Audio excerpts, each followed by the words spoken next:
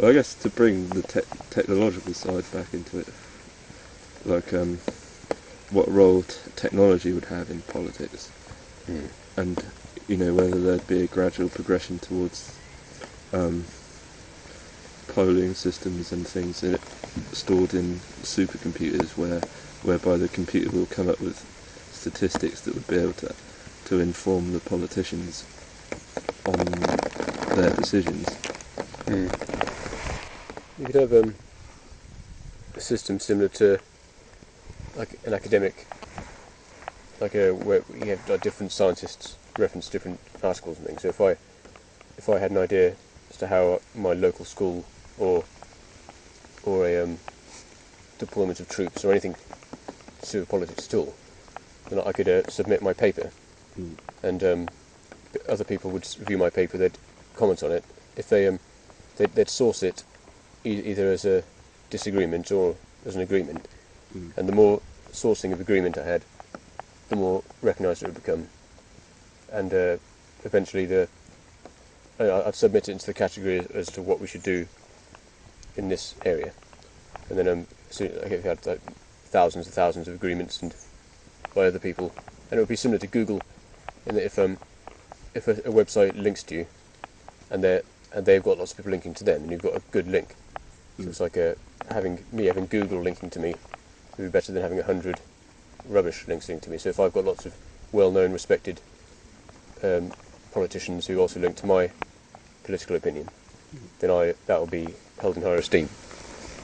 Also, it'd almost be kind of analogous to the scientific peer review process, whereby your ideas would be scrutinised by other people, and it's kind of like an open plane of ideas. Yeah, but what makes it better than democracy is with democracy, you've got an opinion, and your opinion counts whether or not you're retarded. And if you have an opinion, and lots of people agree with it, and so you begin to your opinion profile goes up to well respected, then your vote will count to more. Right. Like, so it might not, none of your papers may not necessarily get published, but if you or used, but because lots of people like them, say you've got like a few of your political papers got 100 likes, then make it into a Facebook app. Yeah. So your opinions have got 100 likes. Then so then that could be on a local scale. Yeah. And so then as an equivalent to voting for your council representative. Yeah. But if I've got some other opinions and I've got only 2 likes, then you may vote for Councillor A and I may vote for Councillor B, but your vote will have more impact. So even though your opinions aren't being implemented, the fact that they're recognised by your peers means that your vote has more impact. Yeah, and it could be more open to debate as well, because it's kind of like the way things are at the moment. You get a lot of people that would vote on one issue, say taxes or the National Health Service. So they might not agree with all the politicians' perspectives on everything, but they vote on one issue. Whereas if you had this system where ideas were sort of free from everyone, and the best ideas are selected, you could also encourage debate among people to modify and vary those ideas. So you could have a sort of debate thread underneath the paper, whereby people would say, well, this part of it's good, I disagree with this part, and then you could vote on the comments as well. So yeah, it kind of like an open source political system where everyone's opinion counts. But yeah, I think that's quite an interesting idea. Yeah. It's the same with academic papers, isn't it? If you've got lots of people referencing your academic work, then you're considered a bit more successful. I think it'd be good. I mean, technology is going to would play a huge role in that as well. Have you ever used Google Docs? Is it I mean, I think I've used it to search for like scientific papers. That's Google Scholar. Right. I mean, Google Docs is when you create a document. It's like a Word document, and I can type something in it, and you can type something in it as well, wherever you are in the world, and it will just appear. so both working on the same document. And you can also add comments to it. So if I was the author of my political opinion, I think we should. I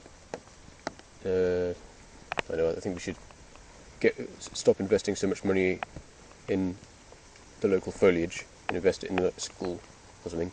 So I write my opinion down, then I submit it to this opinions website or whatever it is, and then you can log in, and you can either be a collaborator, and so you'd work with me on the paper, or you could be a critic, and you comment on it. And Google Docs does that, so someone can log in and they can only have comment access, or even just read access. So lots of people that's how the peer review would happen. Lots of people log in and comment on it. They can even comment on different paragraphs.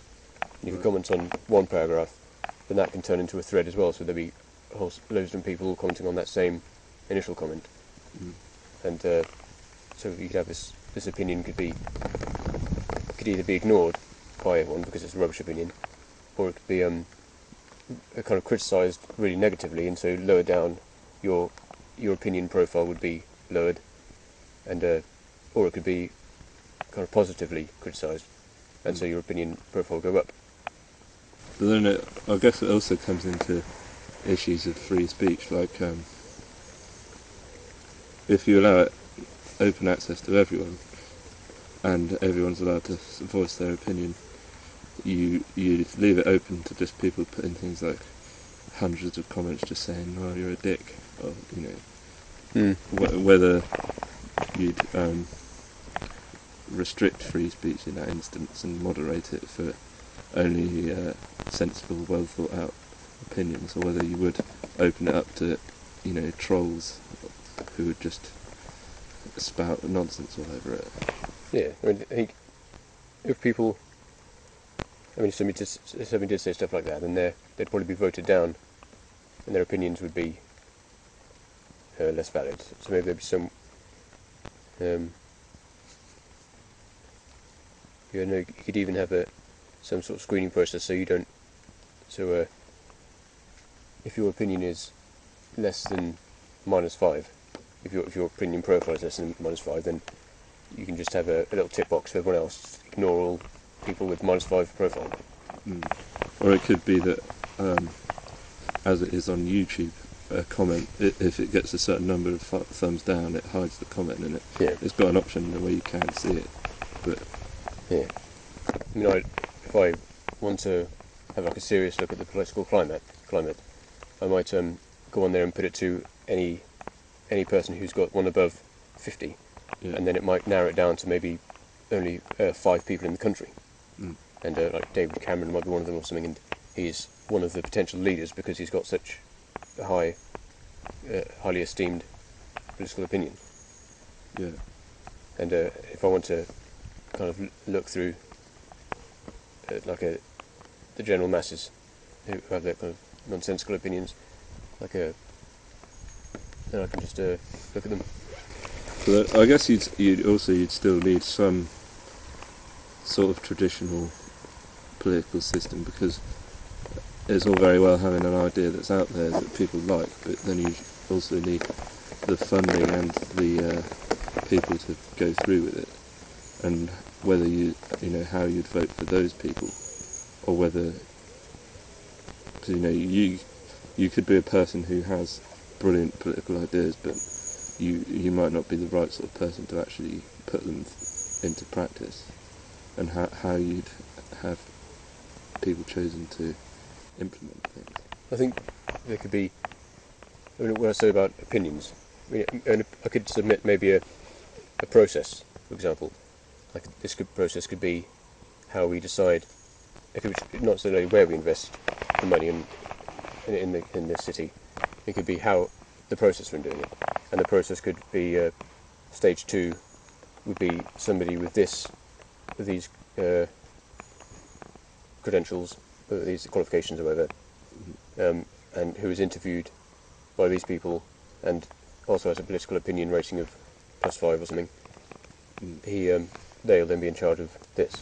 But I don't know. I guess you could have the selection of the people to implement the ideas it could have a similar selection process whereby they could put their personal statement up in a similar forum for criticism, and then if that gets a certain number of likes from people, that could secure them the position.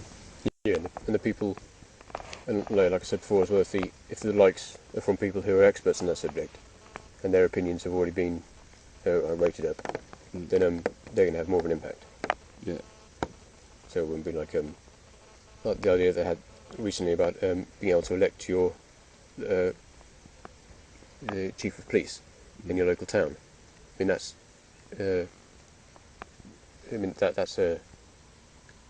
what if a minority of the village are actually experts in police, and their votes count them more, and maybe half of them are actually thugs or hippies or something. So they're going to vote for someone who won't be able to control the crime. So the people with opinions that are respected by their peers should be listened to. Yeah, so it could be that technology gives rise to a sort of a more thorough democracy than the one we've got at the moment. Yeah. And obviously you wouldn't know of the problems until it actually happened, but it seems like that could be a genuinely sort of good direction for things to go in. It would be good if it was a bit like Facebook. I think one way of getting around that, like going around saying everyone's a dick, for example, would be one, that you have to type in your comments manually, so you wouldn't be able to copy and paste, and two, that they have to be a certain word count. And there's people like that aren't going to spend ages writing down it. A certain percentage of your words have to be real words, so you can just bash the keyboard. If you and even these security features would be open for debate. Like one of the first papers may be, I suggest we do this, and everyone likes it, so we do it, and from then on, anybody who doesn't type in the things manually or copies or pastes, they won't be included. So yeah, it's kind of like the natural progression from the Facebook sort of revolutions that have happened, where it does, that sort of technology becomes the key to sort of genuine democracy in the future.